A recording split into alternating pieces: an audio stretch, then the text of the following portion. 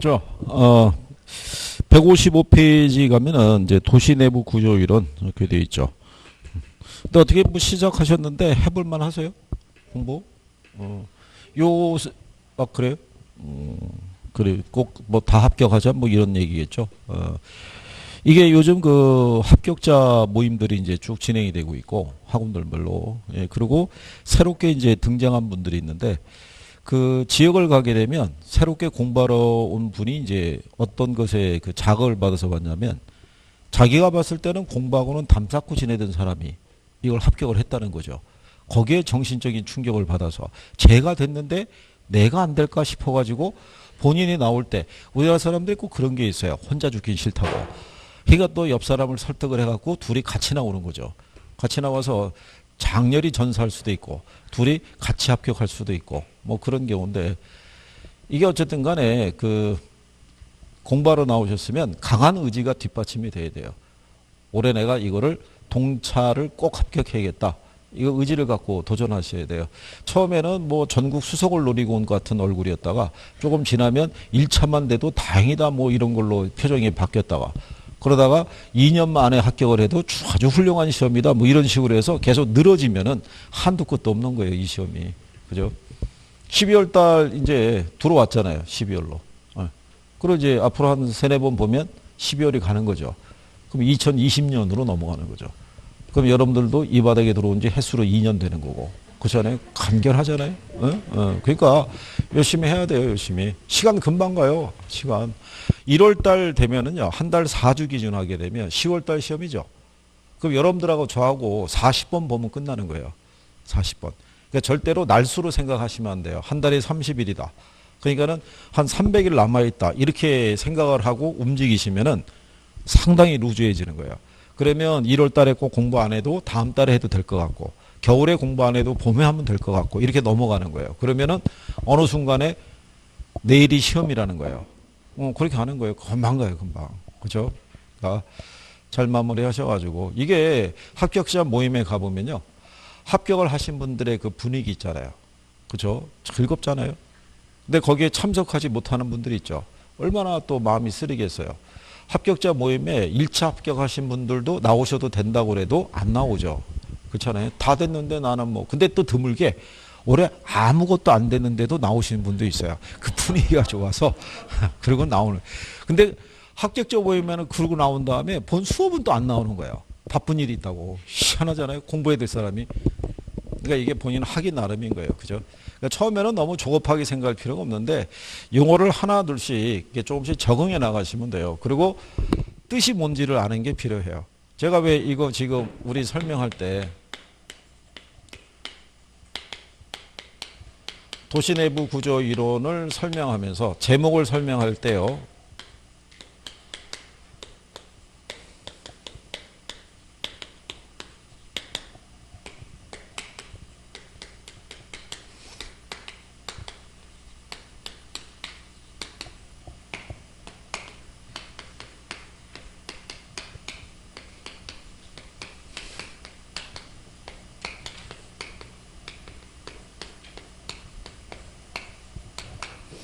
자, 여기 특징이 뭐냐면 학자들의 이름이 들어가 있죠. 이렇게. 그렇죠? 예. 이거를 출제해요. 이걸로 답을 유도해요. 답을. 여기 선형 이론이 있죠. 예. 다음은 이 이론은 어떤 이론에 대한 설명이냐를 준 다음에 박스 안에 첫 번째 지문이 미국의 도시경제학자인 호이트가 주장한 이론이다 이렇게 준 거예요. 그러면 그냥 무슨 이론이겠어요? 선형 이론. 그 다음에 작년에는 얘를 답으로 유도했어요. 무슨 이론을? 다핵심 이론을. 마지막에 해리스하고 울만이 주장한 이론이다 이렇게 준 거예요. 그러면 안에 있는 내용을 볼 필요도 없이 제목만 알아도 바로 답을 어떻게 해야 돼요? 찾을 수 있는 그런 용이 되는 거예요. 그래서 학자들의 이름도 얘기하는 거예요. 그래서 아까 제가 리카도의 차액지대, 튀넨의 위치지대, 마르크스의 절대지대 이렇게 했었죠. 나중에 여러분들은 그 학자들의 이름까지도 연결을 해서 정리해야 돼요. 거기를 기초로 해서 출제를 해주는 거니까. 그러면 이 내용을 보게 되면요. 자, 최초로 도시가 팽창하는 것을 설명한 이론이 여기 있는 버제스의 동심원 이론이에요. 근데 이 버제스의 동심원 이론은요. 튀넨의 고립국 이론에 영향을 받아서 만들어진 이론이 그게 동심원 이론이라고 얘기를 해요. 동심원 이론. 그래서 이제 제일 먼저 나오는 게요. 동심원 이론인데요. 요거는 튀넨의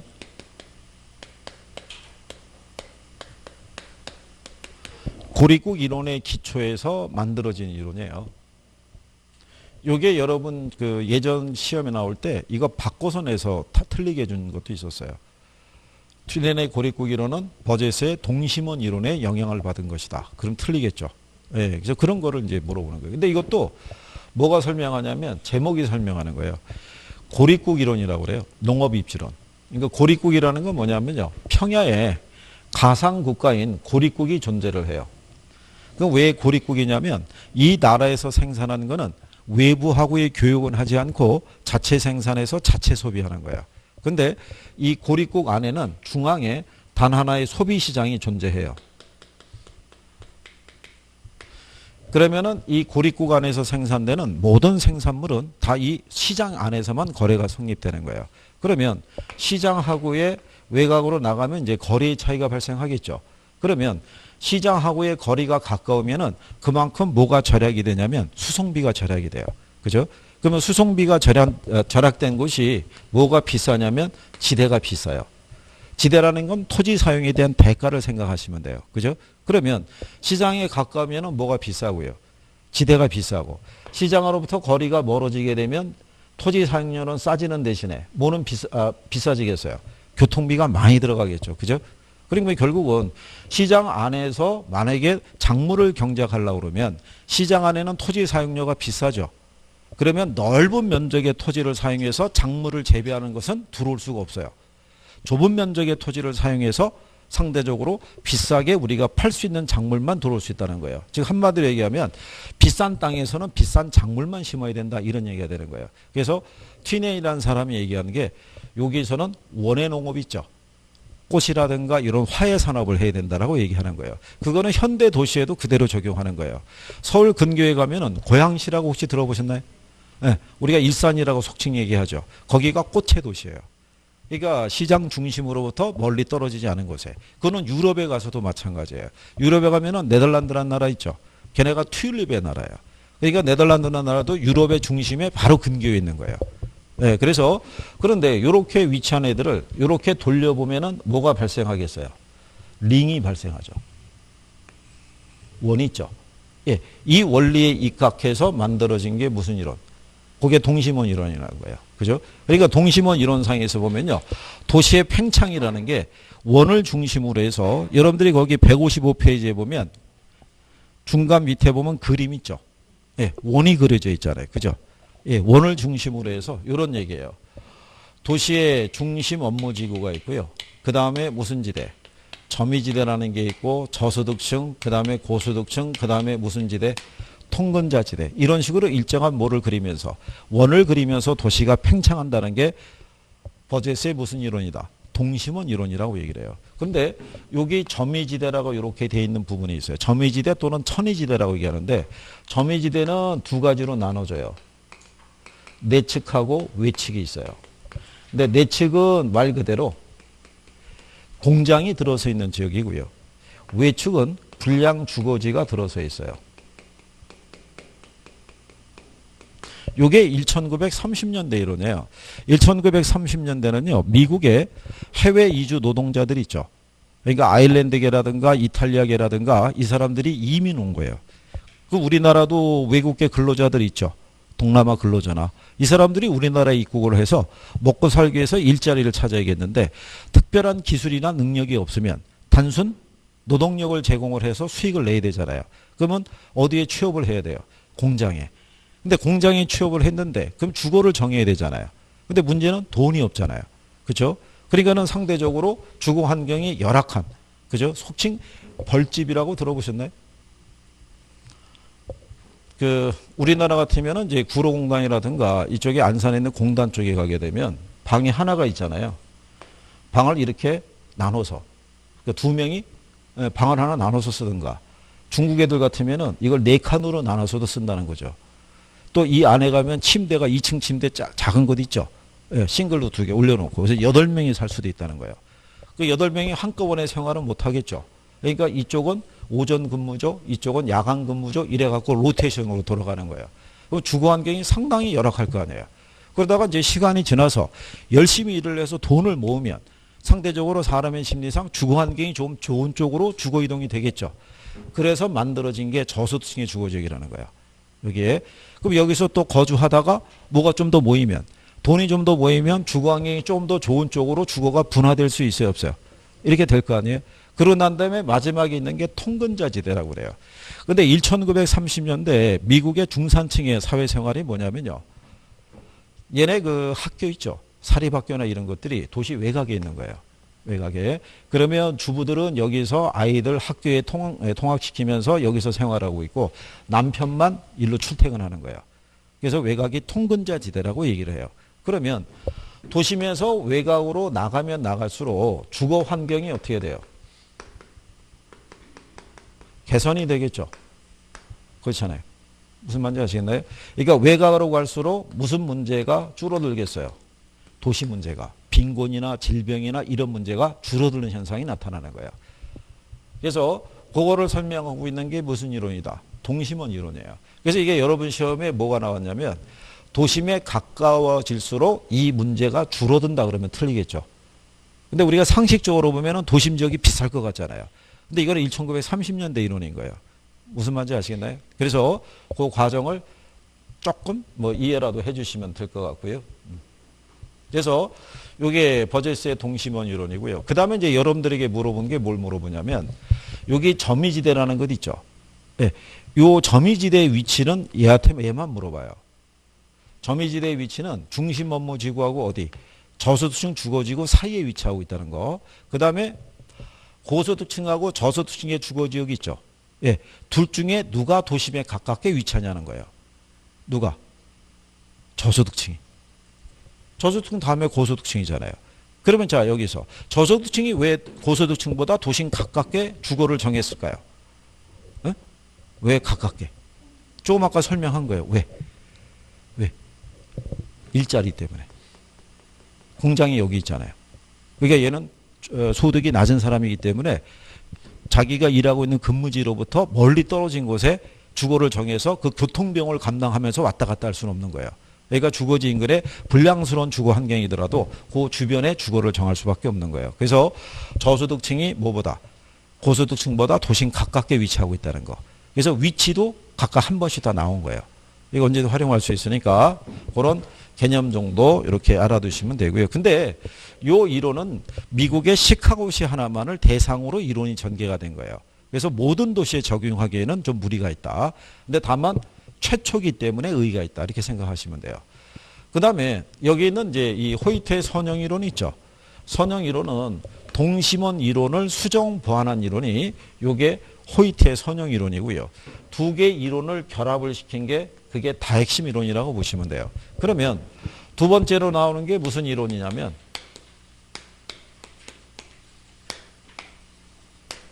자, 선형 이론은요. 미국의 142개 도시를 대상으로 조사를 한 거기 때문에 동심원 이론에 비해서는 훨씬 더 논리적이에요. 그러면 여기는 도시의 성장은요. 이 교통축을 중심으로 이루어진다라고 얘기를 해요. 즉 여기 보면은 이제 중심 업무지구 지역이 있어요. 이렇게.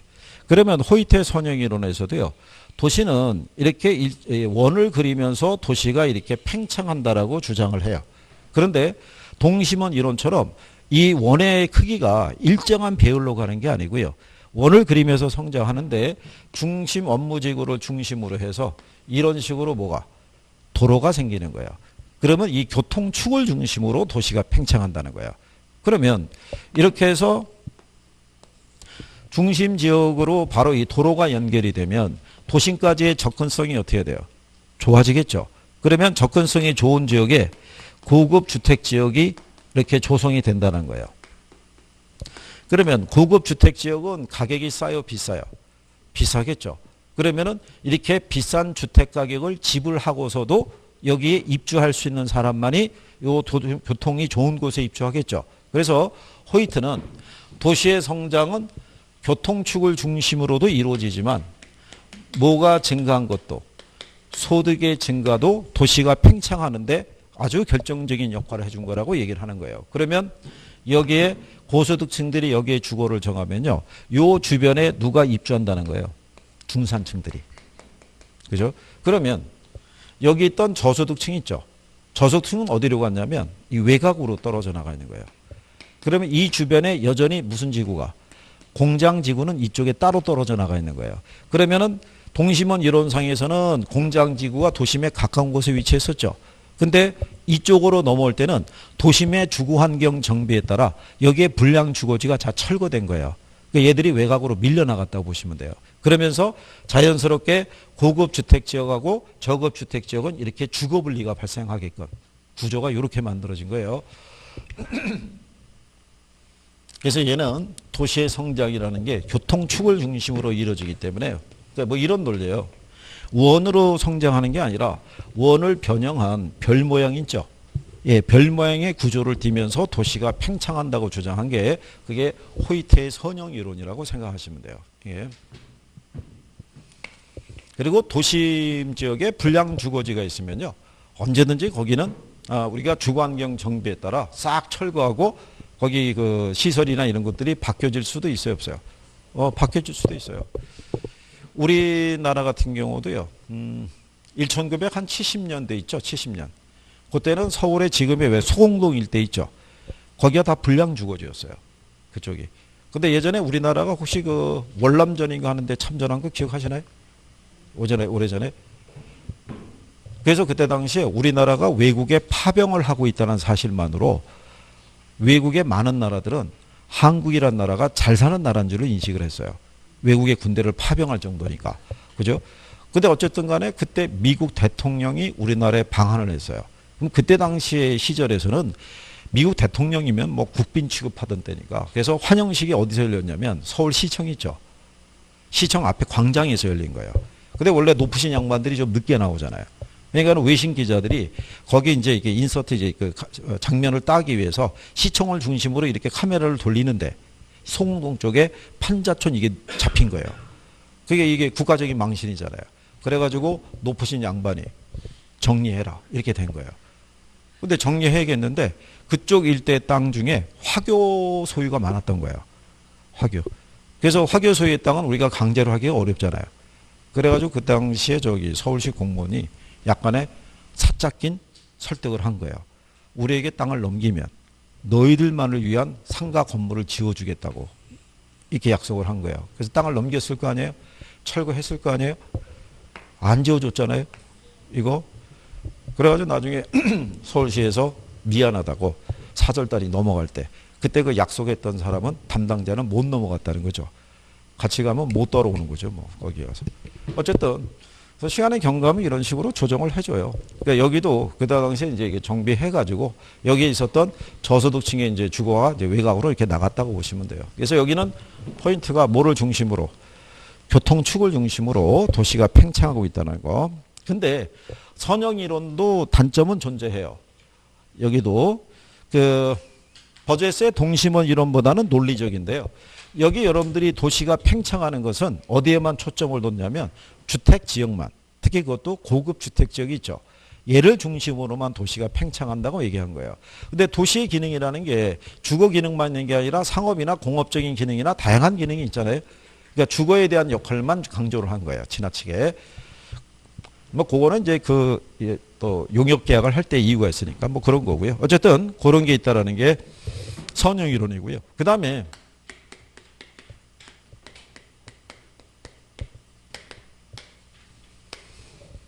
다핵심 이론이라는 것은요.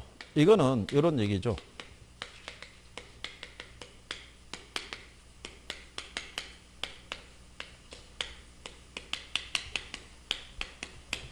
도시의 성장은 복수의 핵을 중심으로 이루어진다라고 얘기를 해요. 그러니까 이 핵이라는 것은요. 자연스럽게 발생할 수도 있고요. 인위적으로 만들어줄 수도 있고 그래요. 그죠? 네. 여러분들이 저기 우리나라 국회의사당에 있는 여의도 아시죠? 여의도가 원래 섬이었는데 여의도를 개발을 한 이유가 어디 있겠어요? 주변의 영등포 상권을 발전을 시키기 위해서 거기를 만들어준 거예요. 거의 증권가 뭐 이렇게 해서 이제 정치 뭐 이렇게 해서 만들어가지고 그러면 그 사람들이 어느 쪽에 가서 영등포에 가서 소비하지 않겠느냐라는 취지로 만들어졌는데 실상은 원래 취지하고는 좀 부합되지 않는 거죠. 여러분들이 아시는 이거 있죠. 얘를 설치한 이유가 이게 지방 상권을 활성화하기 위해서 설치한 거예요. 서울에서 아침밥 먹고 출발해서 오후에 저기 부산에 도착해서 자갈치 시장에 가고 회 한 사람 먹고 저녁에 바다 구경도 하고 올라오시라고 이렇게 해서 해놓은 건데 이게 역전현상이 된 거잖아요. 이거 타고 지방에 있는 인구가 어디로 가는 거예요? 서울로.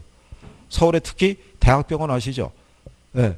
희한하게도 우리나라 사람들은 이 종합병원 특히 대학병원을 선호해요. 웬만하면 이 지역병원보다는 일로 올라가는 거예요. 서울로.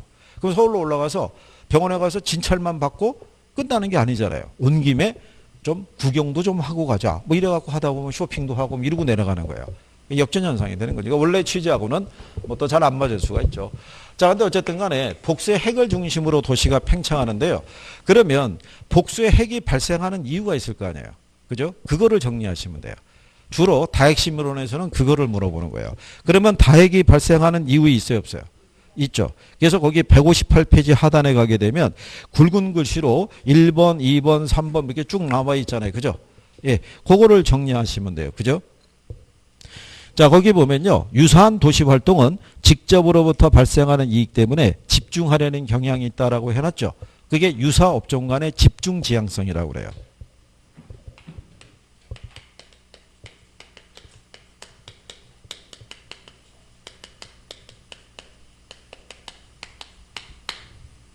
요렇게도 표현할 수 있어요. 풀어서도 줄 수 있지만 유사 업종 간의 집중 지향성 이렇게 얘기를 해요. 이건 이제 우리가 현대적인 의미에서 볼 수 있는 거는 여러분들이 왜 신촌하면 떠오르는 게 뭐예요? 신촌하면 우리가 대학가라고 그래요. 거기가 타운이라고요. 그럼 신촌을 가보게 되면요. 대학만 딱 3개 있냐면 그렇지 않아요. 대학 주변에 주거지가 조성이 돼 있고 그 인근에 지하철역 상권 다 발달이 돼 있어요. 그죠? 이런 식으로 모여드는 과정에서 하나의 중심가가 만들어진다는 거예요. 그게 대학가라는 명칭을 따가지고. 그 다음에 이제 거기 그 159페이지 상단에 가면 서로 다른 도시 활동 중에서는 직접 불이익이 발생하는 경우가 있는데 이러한 활동은 상호 분리되는 경향이 있다고 해놨죠. 예. 그게 이질 활동 간의 입지적 비양립성이라고 그래요. 이질 활동 간에. 예, 그거는요, 그 밑에 그 다핵심론의 그 그림 나와 있죠. 그림에 보시면 5번을 찾으시면 5번이 고급 주택지구죠. 그죠? 근데 6번이 중공업지구죠. 5번과 6번의 위치를 보시면 서로 원거리에 떨어져 있죠. 그러니까 얘네들은 가깝게 인접해 있어봐야 서로의 기능에 아무런 도움을 안 주겠죠. 그래서 서로 분리되는 과정에서 핵이 또 만들어진다라고 얘기하는 거예요. 무슨 말인지 아시겠나요? 그 다음에 세 번째 보면요. 도시 활동 중에서는 교통이나 입지의 측면에서 특별한 편익을 필요로 하는 기능이 있다라고 해놨죠. 그러니까 특정한 시설과 위치를 필요로 하는 과정에서 핵이 또 분리된다는 거예요. 그죠? 그러면 여러분들이 가만히 보시면요.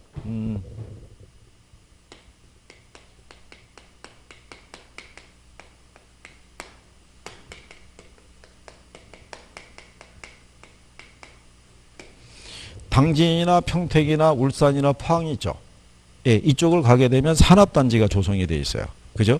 근데 얘네들의 공통적인 게 뭐겠어요? 다 항구가 있는 거예요. 항구가. 그러니까 산업단지에서 제품을 생산해서 수송하기에 편리한 곳에 입지할 수밖에 없다는 얘기예요. 그래서 걔네를 중심으로 하나의 뭐가 예를 들어서 핵이 또 만들어질 수 있다라고 얘기하는 거죠. 그죠? 예, 그래서 그런 내용을 얘기하는 거죠. 그 다음에 이제 또 하나 이제 마지막의 차이는요. 지대지불 능력의 차이라는 거죠.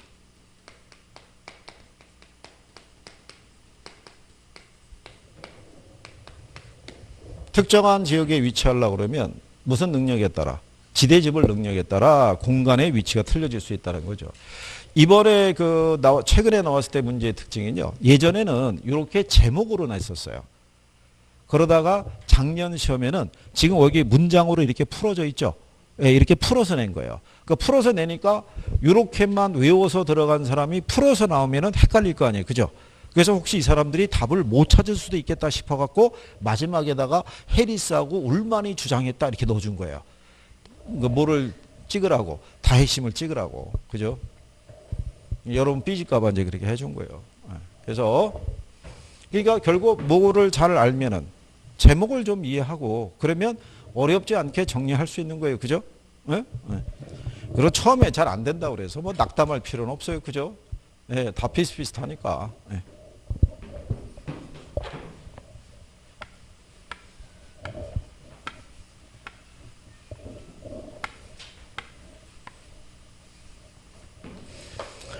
그 다음에 이제 159쪽에 거기 하단에 가면은 입지론이라고 있어요.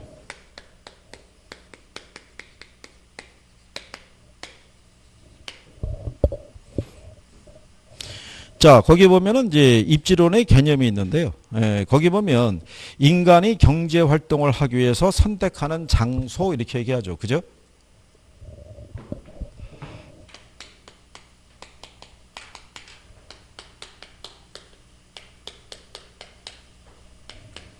자, 우리나라에 보면은 이제 대표적인 경제 주체가 있어요. 그죠? 예, 경제 주체는 여러분들이 아시는 가게라든가 기업이라든가 정부 있죠. 예, 여기가 경제 주체가 되고요. 이 경제 주체들은 삶을 영위하기 위해서 끊임없이 이걸 해야 돼요.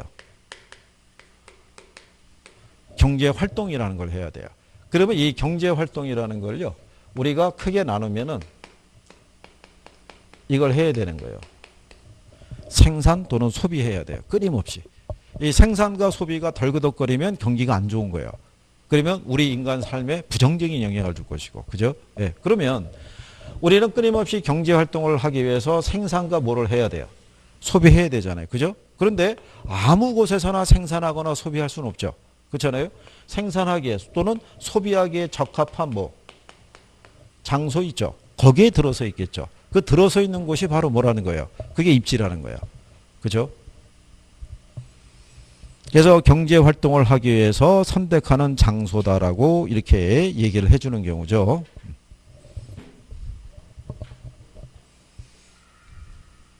그래서 거기 양가로 2번에도 다시 설명이 되어 있죠. 입지란 도소매업, 제조업, 농업, 오피스 서비스, 주거 공공 서비스 등 각종 경제 활동을 하기 위해서 선택하는 장소를 뭐라고 그래요? 그걸 입지라고 얘기를 해요. 입지. 그죠? 근데 입지 선정이라는 논리가 있어요. 그죠? 입지 선정. 입지가 있고 뭐가 있다? 입지 선정. 그럼 뒤로 넘어가시면 위에서 세 번째 줄에 양가로 3번에 보면은 입지 선정이라고 해놨죠. 입지 주체가 의도하는 목적에 맞는 최고의 적합 지점을 발견하고자 하는 활동이다 이렇게 해놨잖아요. 그죠? 우리가 이런 얘기 많이 하죠. 장사하려고 그러면 뭐가 좋은 곳에 위치해야 돼요? 목이 좋은 곳. 그게 입지 선정이에요. 그게. 자, 우리는 상업 활동을 하기에 적합한 장소에 들어서 있는 게 입지잖아요. 그죠? 그 상업 활동을 하게 한 장소 중에서도 가장 목이 좋은 장소가 어디냐? 거기를 찾아주는 게 입지 선정이라는 거예요. 그죠? 이게 위치가, 입지가 엄청나게 중요한 역할을 하는 거예요. 그죠? 이게 같은 왜 지하 상가가 있다고 그래가지고요. 점포의 매출이 다 똑같질 않아요. 그렇잖아요. 고객이 주로 흐르는 동선에 따라 매출의 크기는 달라질 수 있어요, 없어요? 달라질 수 있죠. 왜 최근까지도 노량진 수산시장의 상인들하고요. 축협 사이에, 수협 사이에서 이렇게 마찰 붙고 막 그랬었잖아요. 근데 지금 이전하기 전에 원래 있었던 노량진 수산시장을 가게 되면요. 그 상인들 간에 3년에 한 번씩 추첨을 해가지고 자리 배치를 바꿔주는 거예요. 이렇게. 왜냐하면 목이 좋은 곳에 위치한 사람은 3년간 열심히 일을 해서 목돈을 마련해서 그 사람은 추첨을 통해서 또 다른 곳으로 가는 거예요. 그러면 또 한적한 곳에 있던 사람이 글로 들어와서 또 기회를 잡는 거죠. 그러니까 자기들 나름대로의 합리적인 어떤지 배열을 해준 거죠. 안 그러면 자리 싸움 치열할 거고 거기에 권리금 무진장에 붙을 거고 그러면 버는 사람만 벌고 그렇지 않은 사람은 도태당할 거 아니에요. 그러니까 자기들끼리 어떤 그런 식의 합의를 본 거죠. 그래서 그만큼 위치가 중요한 거예요. 왜 거기도 보면은 입지 선정의 중요성이라고 해놨죠. 부동산은 왜 입지 선정이 중요하냐면 부동산을 한번 장소를 정하고 난 다음에는요. 그 장소가 마음에 안 든다고 그래서 내 마음대로 옮겨 다니기가 어려운 거예요. 그리고 움직이지 못하기 때문에 환경이 변하면 그 환경의 변화로부터 내가 도망 다닐 수가 없어요. 예전에 우리 보면은 천안 그러면 천안 삼거리 그래서 교통의 요지 막 이런 얘기 많이 했었잖아요. 그죠? 근데 요 천안역 주변의 상권이 많이 죽었어요. 여기가 역 주변의 상권이 죽은 이유가 역 주변에 구청이 하나 있었는데 구청이 이전을 해버렸고 원래 천안역을 민자 역사로 개발하겠다가 그 계획이 또 취소가 됐어요. 그러다 보니까 역 주변의 상권이 많이 죽어버린 거예요. 그 자체가. 그렇잖아요. 그러면은 역을 그런 안에 세부적인 사항을 조사하지 않고 여기 와서 점포세가 싸니까 여기 또 뭐 입점 들어오고 이런 사람들이 또 있어요, 없어요? 있다고요. 아는 사람들 입장에서는 이게 벌써 그쪽에 상권이 죽었을 때는요. 은행이 빠져나가요. 점포가 없다고요. 어디로 통폐합됐습니다. 그러고 ATM기만 하나 설치해놔요. 그럼 그만큼 은행을 이용하는 사람이 은행이 점포로 이전한다는 거는 굉장한 손실을 감수하고 이전하는 거예요. 은행도 점포가 거기에 있다는 거를 고객에게 알리기 위해서 마케팅 비용을 많이 쓴 거라고요. 무슨 점포가 무슨 동에 어디에 있다고. 근데 그 점포를 이전시킨 거 아니에요. 그죠? 그럼 거기에 따른 구조조정 들어가야 되죠. 그러니까 은행 입장에서도 손해가 이만저만이 아니라고요. 그러니까 그거 빠져나가죠. 그 다음에 상권이 정상적으로 유지가 되려고 그러면요. 세 개의 기능이 충족돼야 돼요. 먹고 마시고 자는 기능이 있어야 돼요. 자는 기능이 부족하게 되면 상권이 발달할 수가 없어요. 제가 알기로는 이 행정도시 있죠. 예, 거기에 숙박시설이 없어요. 거기에. 이쪽에 조천이나 이쪽으로 있지, 여기 숙박시설이 없다고 해요. 왜냐하면 행정도시니까. 예, 근데 이제 근래 아마 이제 호텔도 짓고 있을 거예요. 호텔도. 이제 외부에 이제 방문객이 있을 수 있으니까. 그 사람 보러 여기 조천으로 차 돌려가지고 여기서 또 30분 하시고 나가가지고 약간 좀 허름한 우리나라의 무슨 뭐 모텔 장 이런 데 또 묵게 할 수는 없잖아요. 그죠? 그러니까 대외적으로 여기서 이제 하나 이렇게 짓는 건데. 그래서 예전에 보면요. 비슷한 규모의 상권이 있는데 자는 기능이 있는 쪽하고 그렇지 않은 쪽하고는 벌써 틀려요. 12시 넘어서까지도 움직이고 있는 것은 자는 기능까지 있는 거고 그렇지 않은 애들은 그 이전에 움직여야 되는 거니까. 그러니까 나중에 이제 그런 것들은 여러분들이 시험에는 그런 거 안 나와요. 그런 건 여러분들이 나중에 이제 실무하시면서 이제 배워가시는 거죠. 예. 이제 어쨌든 그렇다는 얘기죠. 자, 그래서 입지 선정이라는 게 그런 거예요. 그래서 주변 상권이 있잖아요. 이런 식으로 만약에 죽게 되면 저기 들어가 있는 사람들은 방법이 없는 거예요. 그게 손실을 고스란히 감수할 수밖에 없잖아요. 근데 나는 들어갈 때 이미 시설비에다가 잘못 들어가서 권리금까지도 주고 들어갔으면 나중에 권리금은 고소하고 뭐라도 뽑아갖고 나올 수만 있어도 이게 설치비라도 어떻게 조금이라도 받으면 좋은데 그게 못 해놔요. 보증금이라도 건질 수 있으면 다행이죠. 이게 들어가는 게 쉽게 들어가는 게 아니에요. 시간대별을 달리해서 이동 객수, 뭐 이용 객수 다 보고 들어가야 돼요. 그러니까 발품 많이 팔아야 돼요. 저게. 특히 그런 전화 있죠. 여기 죽이는 물건이 있다고. 아니 그러면 본인이 먼저 죽고 난 다음에 얘기를 해줘야지. 왜 이쪽으로 죽자고 얘기하는 이유가 뭔지 모르겠다는 거죠. 그러니까 뭐 그렇게 보시면 되겠고요. 그 다음에 이제 그 밑에 가면 그 튀넨의 그 농업입지론이라고 나와 있죠. 예, 고립구기론이라고 조금 아까 설명해 드렸죠. 간략하게. 그래서 고립구기론의 요체는 뭐냐면요. 딱 요거예요. 시장에 가까운 곳일수록 있죠. 지대가 비싼 곳일수록 집약적인 농업을 한다는 거예요. 좁은 면적의 토지를 사용해서. 근데 외곽을 나가게 되면 토지 가격이 싸겠죠. 예, 그러면은 무슨 농업이 이루어진다? 조방적인 농업이 이루어진다라고 얘기를 해요. 그게 161페이지 있죠. 거기 밑에서 네 번째 줄에 가면 동그라미 3번 있죠. 거기 굵은 글씨로 해놨죠. 시장에 가까운 지역일수록 무슨 농업이 집약적인 농업. 멀어질수록 무슨 농업이 조방적으로 이용이 된다는 거. 그래서 지금은 뭐 그거 정도만 이렇게 참고하시면 되겠고요. 왜냐하면 이제 그게 입지론에 가게 되면 농업 입지론을 대표하는 게 그게 튀넨의 고립구기론이에요. 농업 입지론의 대표적인 게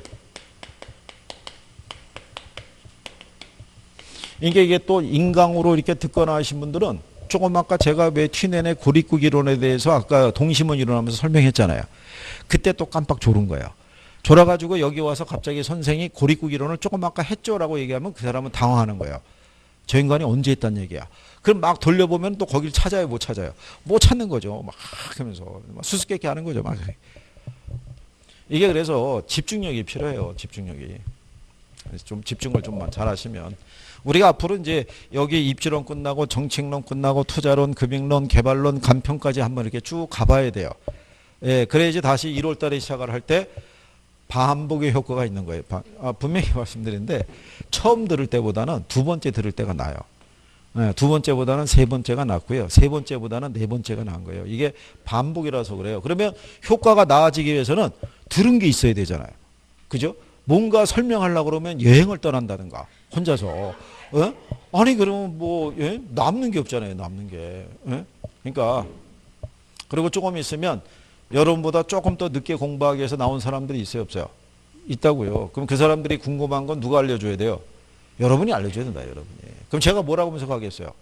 여기 지난 11월 때 나오신 손 들어보세요. 그럼 손 들을 거 아니에요. 이분들이 실력이 대단한 분들이니까 이분들에게 물어보세요. 그러면 알려줘야 될 거 아니에요. 그거를. 지금도 마찬가지예요. 조금씩 이제 루즈해지고 있는 거예요. 그죠? 그래도 공부하겠다는 마음으로 즐거운 마음으로 학원에 도착을 해서 10시, 11시까지는 어떻게 버틴겼는데 1시간 지나고 나니까 긴장이 풀린 거예요. 그죠? 그러니까 눈동자의 사이즈도 제각각이고 갑자기 없던 쌍꺼풀도 생기기 시작하고 막 이러고 있는 거예요. 여기서 보고 있으면 얼마나 그렇게 다양하게 했어요. 그죠? 표정 변화가. 그렇잖아요? 물결 치듯이 막 이렇게. 그 선생님이 보다 못해 강의를 끊고 또 이상한 실없는 소리 하고 있는 거예요. 그죠? 눈동자의 사이즈를 일치시키기 위해서. 아예 금방 풀어진다니까 이거. 아니 제가 무슨 성형외과 선생도 아니고. 자, 그러니까 자, 농업입지론은 얘가 대표적이고요. 공업입지론이 있죠. 공업입지론은 이 베버의 최소비용 이론이 대표적이에요. 예, 그리고 이제 어거스트 레쉬의 최대 수요 이론이라고 있는데 최대 수요 이론은 올해 시험에서 지문으로 드물게 한번 등장한 거예요. 예, 그래서 이제 일단은 무슨 이론이 일단 중심이냐면 얘가 중심이에요. 무슨 이론? 최소 비용 이론. 자, 그런데 그 공업 입지론에 보게 되면요. 162페이지에 거기 보시면 밑에서 5번째 줄 정도에 보면 입지 선정에 관한 입지 인자라고 해놨죠. 그죠? 예. 요 베버라는 사람은요. 공장이 입지를 하기 위해서 기본적으로 고려해야 될 요소가 입지 단위하고요. 예, 입지 인자라는 거를 제시했어요. 그러면 입지 단위라는 건요. 제품을 생산하기 위해서 투입되는 개개의 비용 항목이 있죠. 여러분들이 제품을 생산하기 위해서는 원료 투입이 돼야 되죠. 노동력도 투입이 돼야 되죠. 그렇죠? 예, 이렇게 들어가야 되는 여러 가지 이제 비용 항목을 우리가 입지 단위라고 그러고요. 그 다음에 입지 인자라고 있어요. 예, 입지 인자라는 것은요. 여러 개의 입지 단위 있죠. 요 비용 항목 중에서 특정한 장소에 입지함으로써 얻을 수 있는 비용 절약상의 이익이 있죠. 예, 그걸 우리는 뭐라고 그러냐면 입지 인자라고 얘기를 해요. 그죠? 그런데 베버 있죠. 베버는 요 인자 있죠. 입지 인자가 3대 인자가 있는데 3대 인자가 수송비, 요걸 임금이라고도 얘기를 하고요. 직접 이익 뭐 이렇게도 얘기를 해요. 그러니까 임금을 노동비라고도 표현할 수 있고요. 직접 이익을 직접력이라고도 얘기할 수 있는데 이 중에 얘를 제일 중시한 거예요. 뭐를? 수송비를. 그래서 여러분들이 163페이지에 가시면요. 거기 박스 밑에 양가리번의 배보의 최소 비용 이론이라고 있죠. 예. 그러면 자, 공장 입지에 관한 이론을 처음으로 체계한 사람이 독일의 경제학자인 베버예요. 그러니까 최소 비용론에 입각해서 공업 입지론을 전가했을 때요. 생산비가 최소일 때 기업의 이윤이 최대가 된다는 생각하에 최소 비용으로 제품을 생산할 수 있는 장소를 최적 입지 장소로 보았다는 거예요. 조금 아까 우리가 리시의 최대 수요 이론하고 비교할 때 한번 해봤던 거죠. 그래서 배버의 3대 인자는 운송비, 노동비, 직접이익을 말하는데 그중에 뭐를 제일 중시했다는 거예요? 운송비. 이거 여러분이 시험 나온 거예요. 이걸 제일 중시했다 그러면 틀리는 거예요. 뭐를 제일 중시했다? 운송비를. 그럼 왜 운송비를 중시했냐면요. 배버의 최소 비용 이론은요. 1930년대에 발표한 이론이에요. 근데 그때만 하더라도 독일의 운송수단이 발달하기 전인 거예요. 예, 그래서 전체 생산비 중에서 뭐가 제일 중요한 역할을, 수송비가 제일 중요한 역할을 우리가 제시를 한 거죠. 그러면 배버의 최소 비용 이론을 설명할 때요. 뒤에 넘어가 보시면 164페이지에 배버는 그래서 제일 처음에 운송비가 최소가 되는 지점이 있죠. 거기를 살펴보고요. 그 다음에 최소 노동비 지점이 있죠. 요거 두 가지를 비교해서 가장 비용이 적게 드는 지점을 선택해야 되고 마지막으로 직접 이익이 큰 지점이 있죠. 예, 거기하고 비교해서 전체적으로 봐서 비용이 가장 최소가 되는 지점에 공장이 입재된다라고 얘기하는 거예요. 그러면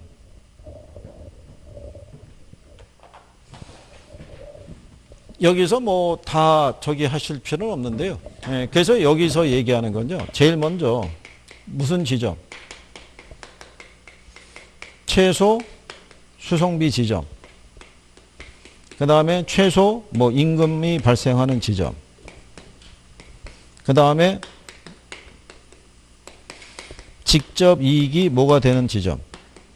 예, 최대가 되는 지점을 차례대로 비교해서 전체적으로 비용이 가장 최소가 되는 지점에 공장이 입자라는 얘기예요. 자, 그러면 자, 이해만 해보시면 되는 거예요. 뭐 안 그리셔도 돼요. 설명만 들어보시면 되는데요. 그 예전에 우리나라 그 자동차 3사가 있었을 때요. H사가 있었고요. K사가 있었고 D사가 있었어요. D라고. 얘는 브랜드 때문에 항상 3등, 만년 3등이었어요. 가전도 3등이고 이것도 3등 그랬던 거예요. 그죠? 근데 얘네가 그때 당시에 생산했던 경차가 하나 있어요. 경차 앞이 T로 시작이 돼요. 이게, 예, 그래서 실명을 얘기하기는 좀 그렇고요. 그죠? 예, 지금 뭐, 미국의 GM인가 걔네가 인수해가지고, 지금 뭐 이거 스파클인가 뭔가 그걸로 해서 이제 그 명칭이 바뀌는 이제 경차로 쓰고 있죠. 근데 얘네의 생산 라인이요. 인천에 가면은 부평이라는 지역이 있어요. 거기 하고 남쪽에 가면 창원이 있죠. 예, 생산 라인이 요거 두 개 있었어요. 이렇게. 근데 얘네가 이 경차를 생산할 때 생산 라인을 여기다 둔 거예요. 여기다가. 그럼 여기다 둔 이유가 뭐냐면 여기서 생산하나 여기서 생산하나 이건 똑같이 들어가요. 비용 항목은. 차 하나 생산할 때. 근데 이 경차 있잖아요. 얘는 생산해서 주로 이 부산에서 선정을 해서 외국으로 수출했었어요. 이게 원래 유럽 특히 저기 이태리라든가 프랑스 같은 사람들은 이 경차를 선호해요. 글로 주로 수출한 거예요. 근데 여러분들이 보시면 여기서 여기까지 들어가는 내륙 수송비 하고요. 여기서부터 끌고 오는 내륙 수송비를 비교하면은 여기가 훨씬 싸죠. 그렇잖아요. 그러니까는 전체적으로 봤을 때 뭐가 제일 절약될 수 있는, 수송비가 제일 절약될 수 있는 지점을 먼저 선택을 한다는 거예요. 그래서 의도적으로 여기다 뒀다는 거예요. 근데 그 다음에 또 하나의 논리가 뭐냐면요. 임금이 있죠. 임금. 임금은 지역적으로 차이가 있다는 거예요. 노동력은 풍부한데. 그죠? 그럼 만약에 여기 창원에서 사람을 고용하면요. 한 사람당 100만 원은 줘야 된대요. 그죠? 근데 여기 천안 정도에다가 공장을 세우게 되면 1인당 90만 원만 줘도 된대요. 그러면 인건비는 여기가 싸잖아요. 그러면 기업의 입장에서는 공장을 창원에서 천안으로 이전하는 걸 생각해 볼 수 있겠죠. 근데 일로 이전하게 되면 뭐가 또 발생해요? 그렇죠. 추가되는 운송비가 발생하죠. 추가되는 운송비가 10만 원 미만이라고 그러면 옮길 수 있다는 거예요. 무슨 말인지 아시겠죠? 근데 10만 원이 들거나 10만 원 이상이면 굳이 옮길 필요가 없다 이런 얘기예요. 그러니까 제일 먼저 최소 수송비 지점을 살펴보고 그 다음에 최소 노동비 지점하고 비교해보라는 얘기예요. 비교해서 어느 게 더 비용을 절약할 수 있느냐. 무슨 말인지 하시겠나요? 그리고 마지막으로 직접 이익이 발생하는 지점까지도 고려하라는 얘기예요. 그죠? 그래서 우리나라 구조에 보면요. 여기 울산하고 포항 있죠. 거기에 뭐가 많이 들어가 있냐면 석유 화학 그 기업 있죠. 뭐 공장이라든가 그 산업단지가 이쪽에 많이 모여 있어요. 그거는 이제 간단하게 설명해 드리면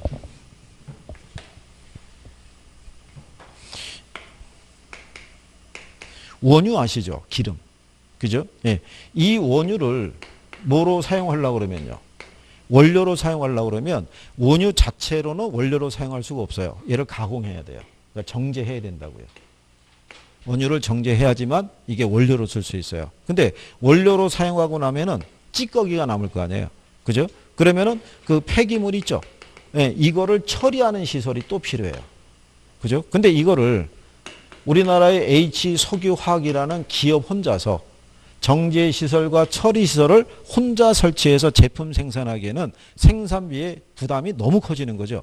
그러면은 얘네 말고도 원유를 원료로 사용하는 산업들이 있어요, 없어요? 있을 거 아니에요. 그러면은 예를 들어서 무슨 오일이라고 들어오고 그 다음에 여기 포항제철 뭐 이런 기업들이 같이 모여 들어가는 거예요. 그래서 공동으로 시설 투자하는 거예요. 공동으로. 그러면 모여 있음으로써 공동의 시설 투자를 통해서 비용은 절감하면서 이윤은 또 유지하거나 더 크게 가지고 갈 수 있어요, 없어요? 네, 마지막으로 그런 지점까지 고려해 보라는 거예요. 그래서 전체적으로 비용이 가장 최소가 되는 지점에 공장이 입재된다 이런 얘기예요. 이게 여러분 시험에 나올 때는 어떻게 나왔냐면요. 얘도 최소가 되고 얘도 최소가 되고 얘도 최소가 되는 지점에 입재하면 틀리잖아요.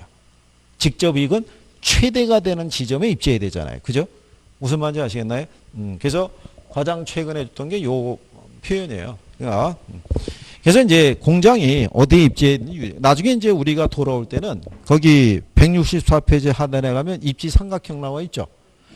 이게 예전에 여러분 시험에 나왔던 그림이에요. 이게 저기 15년 전에. 예. 이게 저기 유명한 그림이에요. 이게 저기 그 9시 KBS 저기 뉴스 있죠. 예, 거기에도 나온 그림이에요. 이게. 그래서 이렇게 어렵게 나왔다. 뭐 이렇게 해서 한번 나왔던 적이 있어요. 하나도 안 어려운 거예요. 그냥 모양새만 그런 거예요. 나중에 돌아올 때 하시면 돼요. 지금 괜히 뭐 부담 느끼실 필요 없고. 무슨 얘기인지 아시겠죠? 그래서 그 옆에 여기 배보의 최소 비용 이론을 중심으로 해서 그렇게 정리를 하신 거죠. 이 정도만 지금은 대표적인 이론 정도만 뭐 알아두셔도 되고요. 예, 그 다음에 이제 페이지를 넘기셔가지고 여기 167페이지에 가면은 무슨 이론이 있어요? 상업입지론이라고 있죠. 예, 거기에 대해서 또 한번 알아보는 거예요. 이제 지금은 입문할 때는 상견례만 하는 거예요. 이렇게 이론에 뭐가 있다, 그래서 한번 들어보는 거예요. 지금 선생이 여기다가 별표해주고 이거 중요합니다라 입에 거품 물어봐야 여러분들 입장에서 남는 거는 별표밖에 없는 거예요. 이거 왜 했지? 뭐 이런 것 있죠. 예? 집에 가서 다시 보면 깔끔하게 앞만 봐도 내 글씨인데 이거 왜 적었지? 뭐 이런 거 있는 거예요. 그러니까 처음은 이게 서로 합의 보면서 이렇게 가는 거지. 그렇게 생각하시고 잠깐 쉬었다가 또 상업입준호에서 알아보자고요. 쉬었다 놀으십시오.